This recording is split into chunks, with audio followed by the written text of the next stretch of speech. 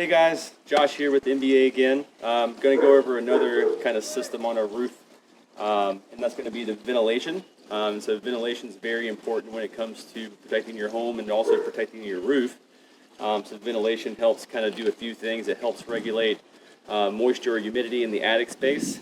Also helps with your home efficiency, and also helps protect your shingles, because if your shingles get overheated, you can get what they call blistering and kind of reduce the age of your roof. So we're going to start on the ground real quick, and just some things you can kind of check out at your own house. So when you look up at your house, now if you have a spray foamed insulated attic, a lot of this stuff's going to be different because you have encapsulated your attic space and you do not have really ventilation in there.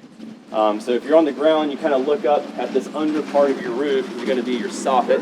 And where your soffit is, you're going to want to have vented soffit pieces. So up on the roof now, kind of taking a look at this house, and so you can see they have a shingle over ridge vent style here. Kind of the more modern standard for doing venting on a house. You can possibly look up on the roof too, and you can see boxes. So there'd be box vents. Should not really see box vents and ridge vents kind of side by side, because they're both serving the same function. And then sometimes on a house you may also see a circle metal piece, and that's probably a power fan. Power fans usually have thermostats or humidistats inside of them that will cut on or be triggered if the temperature gets too hot or humidity gets too high. Again, you should not see power vents and ridge vents in close proximity of each other, because let's say there's a power vent right here.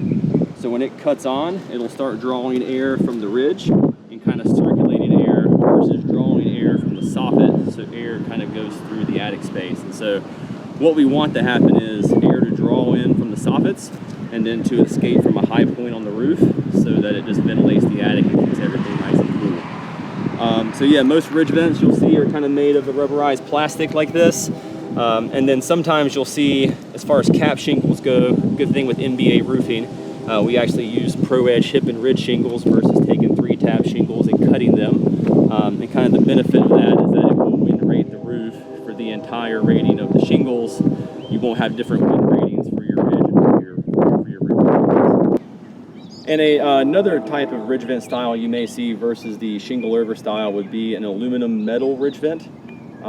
So again, kind of an older style of doing things, not a good practice these days, and the reason being is because it's a aluminum metal ridge vent, which is okay. It's pretty narrow, and then you have to fasten it with nails or screws in the lower track. And so when it rains, of course, the water comes off the upper section and will hit those nails or screws, and then can get in and cause sheathing damage. And so it's pretty typical for us to do a roof replacement with a metal ridge vent and end up having to replace some wood along the ridge just from water damage from water getting inside.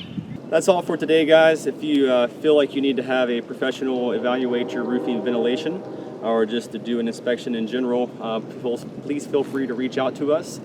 Give us a call and set up an appointment today. We'll be happy to come by and check it out. Have a good one.